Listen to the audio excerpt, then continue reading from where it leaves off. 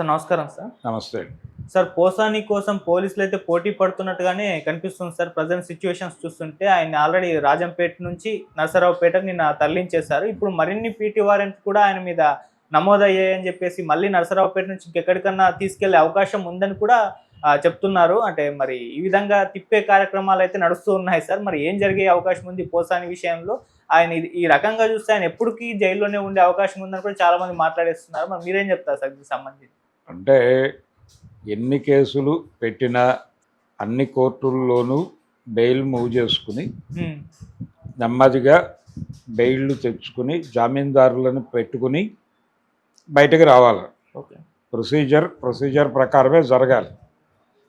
ఒక కేసులో బెయిల్ వచ్చి ఇంకో కేసులో రాకపోయినా లోపల ఉండక తప్పని పరిస్థితే ఉంటుంది అనివార్యంగా. ఈ కేసులో వచ్చిన బెయిల్ అంటే మీరు ఎగ్జిక్యూట్ చేయాలంటే షూరిటీలు పెట్టే పరిస్థితి ఉండదు. ఎందుకంటే బెయిల్ వచ్చేస్తుంది కానీ అతను జైల్లో నుంచి బయటకు వచ్చే పరిస్థితి లేదు కాబట్టి షూరిటీలు పెట్టడం అనేది ఎంటర్టైన్ చేయరు. అందుకని డెఫినెట్గా కొంతకాలం జైల్లో ఉండాల్సిన పరిస్థితి ఉంటుంది.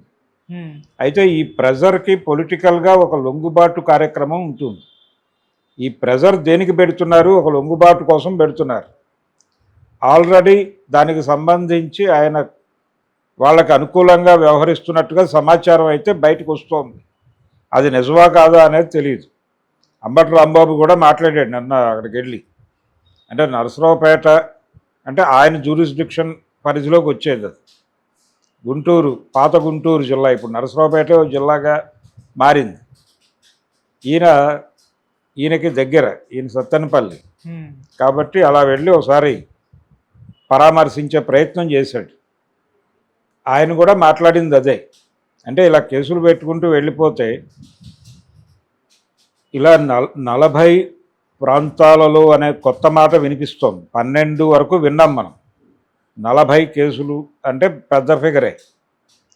కాబట్టి కనీసం ఏళ్ళు టైం పట్టే అవకాశం ఉంది. కనీసం ఒక 7-8 నెలలు టార్గెట్ పెట్టుకుంటే ఈలోపు ఈ పీటీ వారెంట్ అన్నీ ఎగ్జిక్యూట్ అయితే ఈ అన్ని చోట్ల అతన్ని ఎపియర్ చేసి వాళ్ళు రిమాండ్ రాసిన తర్వాత అప్పుడు బెయిల్ మూవ్ చేసుకోవాలి.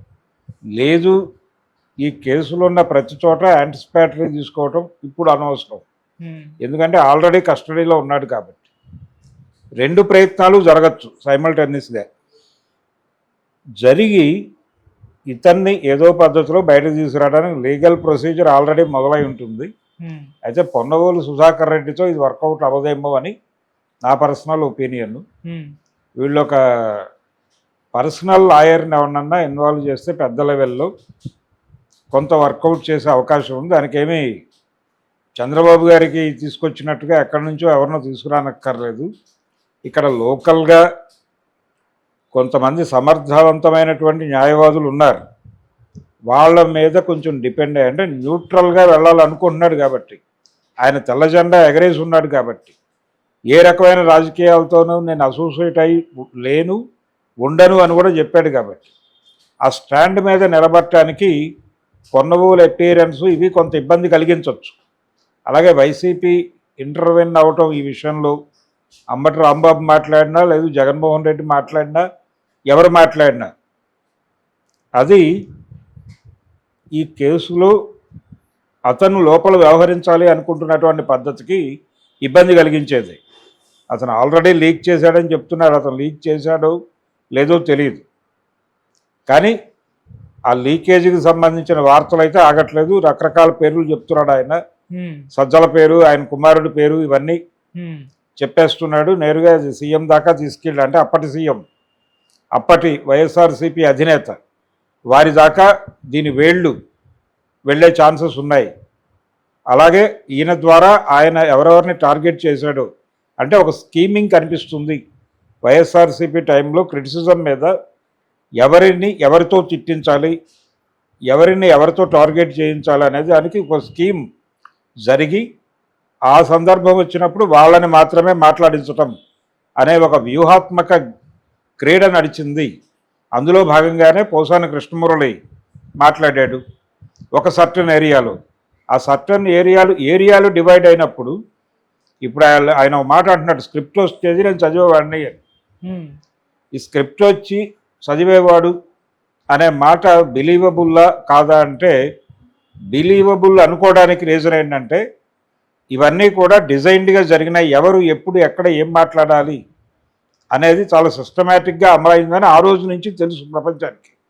అంటే పర్టికులర్గా ఈ సెక్షన్ గురించి మాట్లాడాలంటే ఇతను మాట్లాడాలి, పవన్ కళ్యాణ్ గురించి మాట్లాడాలంటే పేరు నాని మాట్లాడాలి, లేదు తెలుగుదేశం మీద దాడి జరగాలంటే తెలుగుదేశంలో పర్టికులర్గా నందమూరి ఫ్యామిలీని టార్గెట్ చేయాలి అంటే కనుక కొడాలి నాని ఆర్ వల్లభనేని వంశీ వాళ్ళిద్దరితో మాట్లాడించాలి. ఇలా ఎవరు దేని గురించి ఎక్కడ మాట్లాడాలి అనేది డిజైన్డ్ అని అనుకున్నప్పుడు స్క్రిప్ట్ కూడా పంపించి ఉంటారేమో అని అనుమానం రావడంలో తప్పేం లేదు. సో అనుమానానికి ఆస్కారం ఇచ్చే లెవెల్లో వాళ్ళ యాక్టివిటీ నడిచింది గత ప్రభుత్వ హయాంలో. అందుకని ఇవన్నీ కేవలం పుకార్లే అని కొట్టిపారేయలేని పరిస్థితి. దీన్ని ప్రాథమిక సమాచారంగా స్వీకరించి కేసులు పెడితే చాలామంది ఇన్వాల్వ్ అయ్యే ప్రమాదం ఉంది. అందుకని పోసాని కృష్ణమూర్తి ఇంటెన్షనల్గా చెప్పాడా లేకపోతే అతని చేత చెప్పించారా అనేది కూడా చూడాలి. చాలా సందర్భాల్లో చెప్పించడాలే ఉంటాయి. ఇప్పుడు కొన్ని కేసుల్లో కన్ఫెషన్ స్టేట్మెంట్లు మేజిస్ట్రేట్ దగ్గర రికార్డ్ చేయిస్తారు. మేజిస్ట్రేట్ గారు తలుపులన్నీ మూసేసి అందరినీ బయటకు పంపించేసి తను బెంచ్ గుమాస్తా ఎవరైతే ఆ కన్ఫెషన్ స్టేట్మెంట్ ఇవ్వదలుచుకున్నాడో ఆ నేరస్తుడు మాత్రమే ఉండి, నీకు ఈ వాతావరణంలో ఈ మాటలు ఎవరూ వినటం లేదు అని నమ్మకం కుదిరిందా అని అడిగి అప్పుడు మాట్లాడించి రికార్డ్ చేస్తారు. ఆ రికార్డ్ చేసిన సందర్భంగా చెప్పిన విషయాలను కూడా కాంట్రడక్ట్ చేస్తూ ట్రయల్ అప్పుడు ఓపెన్గా మాట్లాడవచ్చు అని ఒక అవకాశం ఉంది ప్రిజనర్కి. కేసుల్లో పెట్టినాడు కన్ఫెస్ అయినప్పటికీ ఈ కన్ఫెషన్ నా చేత బలవంతంగా చేయించారు, ఆ రోజున మేజిస్ట్రేట్ దగ్గర రికార్డింగ్కి వెళ్ళటానికి ముందు కూడా నన్ను బెదిరించారు, అందుకని నేను నేరాన్ని నా మీద వేసుకుని మాట్లాడాను, కానీ వాస్తవం అది కాదు, నేను కంటెస్ట్ చేయదలుచుకుంటున్నాను అని ట్రయల్ రోజు నువ్వు చెప్పుకోవాల్సింది ఏముందా ఉందా అని జడ్జి గారు అడిగినప్పుడు చెబితే ఆ పాత కన్ఫెషన్ స్టేట్మెంట్ని తీసి అవతల పడేసి ఫ్రెష్గా ట్రయల్ ఓపెన్ చేస్తారు. అంతే తప్ప మొండిగా నువ్వు ఆ రోజు ఏది మాట్లాడావో అదే ఫైనల్ అని శిక్షలు వేయరు. ఇది కోర్టు ప్రొసీజర్. అందుకని ఇప్పుడు ఎన్ని తాపత్రయపడ్డా ఎన్ని చేసినా ఫైనల్ హియరింగ్లో ఇవన్నీ నిలబడతాయా అనేది అనుమానమే. అందుకని అక్కడ కూడా నిలబెట్టుకునేంత కసరత్తు చేయగలరా డిపార్ట్మెంట్ వారు అనేది చూడాలి. ప్రస్తుతానికైతే వాళ్ళు దెబ్బకి దయ్యం జడిసింది అనే లెవెల్లో రకరకాలుగా ప్రచారం చేస్తున్నారు. అలాగే కూటమిని భుజాన మోసేటువంటి మీడియా కూడా వాళ్ళు వ్యవహరిస్తున్న తీరు, వాళ్ళు మాట్లాడుతున్న పద్ధతి, వాళ్ళు తమ్నైళ్లు పెడుతున్న పద్ధతి, అరెస్టు చాలదు నాలిక కొయ్యాలి అని ఒక మెయిన్ స్ట్రీమ్ మీడియా హెడ్డింగ్ పెట్టింది. అది తమ్నైలే కావచ్చు కాక, బహుశాని అరెస్టు చాలదట వాళ్ళకి, నాలిక కొయ్యాలి అని తమ్నైల్ పెట్టారు. ఏది ఆ ఛానల్ హెడ్ మాట్లాడుతున్నటువంటి వీడియోకి. ఓకే, కాబట్టి మరి ఇవన్నీ కౌంట్ అవుతాయి కదా రేపు పొద్దున్న కేసులు వేసుకోవటానికి. దీని మీద ఎవరైనా కేసేస్తే ఏంటి పరిస్థితి?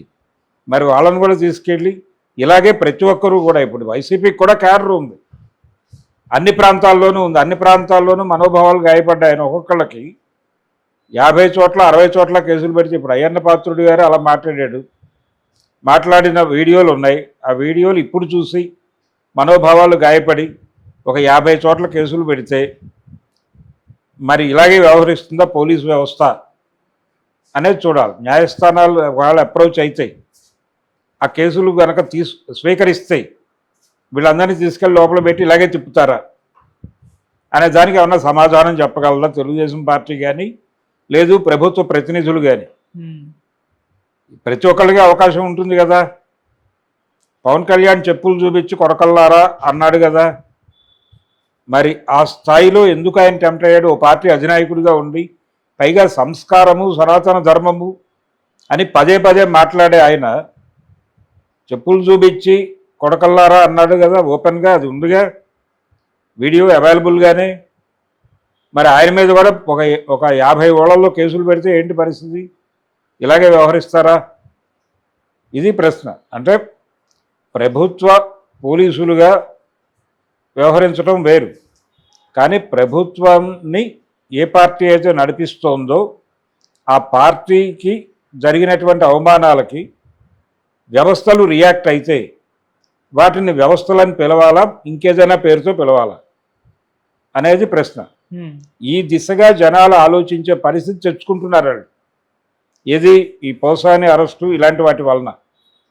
అందుకని నేను మొదటి నుంచి చెప్తున్నది అదే, మీరు ఒక రాజకీయ వాతావరణాన్ని వాళ్ళు కలుషితం చేశారు అని మీకు అనిపిస్తే దాన్ని కరెక్ట్ చేయాలి అనేదే మీ మోటో అయితే దాని మీద కేసులు పెట్టండి.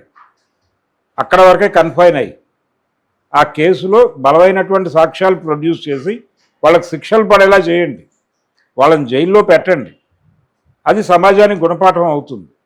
కానీ ఇది కక్ష సాధింపు అనేది అర్థమైన తర్వాత సమాజం దీన్ని అంత సీరియస్గా పట్టించుకోదు. అందుకని మీ వ్యవహార శైలి మీ లక్ష్యానికి తేడాగా ఉంది. మీరు చెబుతున్న లక్ష్యము మీ ఆచరణ ఈ రెండు దారుల్లో ఉన్నాయి. అవి రెండూ కలిపి ఒక దారిలో ఉంటే జనం మీతో ట్రావెల్ అవుతారు, లేకపోతే జనం డీవియేట్ అయ్యే అవకాశం ఉంది, ఓటర్. అందుకని ప్రస్తుతం తెలుగుదేశం పార్టీ చేస్తున్నటువంటి అరెస్టులు, అలాగే వాళ్ళని వేధిస్తున్నటువంటి తీరు, ఇదంతా, అలాగే వాళ్ళు బయట రాస్తున్నటువంటి రాతలు, బహుశా అనేది డ్రామా అని తేలిపోయింది అని ఒక మెయిన్ స్ట్రీమ్ మీడియా హెడ్డింగ్ పెట్టింది. అంటే అతను చెస్ట్ పెయిన్ వచ్చింది, గుండె నొప్పి ఏమో అనుకున్నాడు. డాక్టర్ల దగ్గరికి వెళ్ళారు, అవేమీ లేదు, పర్లేదు, మీరు బాగానే ఉన్నారు, ఆరోగ్యంగానే ఉన్నారు, ఏదో కొంచెం వీక్నెస్, ఈ ప్రెజరు, దానివలన కొంత అలా ఫీల్ అవుతున్నారు, సహజంగా ఉండేదే, ఇది నిరాసక్తత ఇవన్నీ వస్తాయి, దానికి కొంచెం ట్రీట్మెంట్ తీసుకుంటే సరిపోతుంది అని ఉంటాడు డాక్టర్. దాన్ని పట్టుకొని బూటకం, దొంగతనం అనే పద్ధతిలో మీరు వ్యాఖ్యానాలు చెప్పేస్తే ఎలాగా? డ్రామాలు ఆడుతున్నాడు, ఇవన్నీ అంత దూకుడుగా మీరెందుకు మాట్లాడుతున్నారు? మీరు సంస్కారానికి పేటెంట్ హోల్డర్స్ అని చెప్తున్నారు కదా. అందుకని ఇందులో ప్రాబ్లం ఉంది, ఈ వ్యవహార శైలిలో సమస్య ఉంది. చంద్రబాబు నాయుడు గారు కూడా చాలా ఓపెన్గా ఈ మధ్య, అంటే తన క్యాడర్ని తన వైపు డైవర్ట్ చేసుకోవడానికి, తన మీద ఉన్నటువంటి అభిప్రాయాలను చెరిపేయడానికి ఆయన కూడా కొంచెం అగ్రెసివ్గా మాట్లాడుతున్నాడు. ఎవరిని ఉపేక్షించం అనే మాట నిన్నటిదాకా వాడలేదు ఆయన, ఇప్పుడు మాట్లాడుతున్నాడు.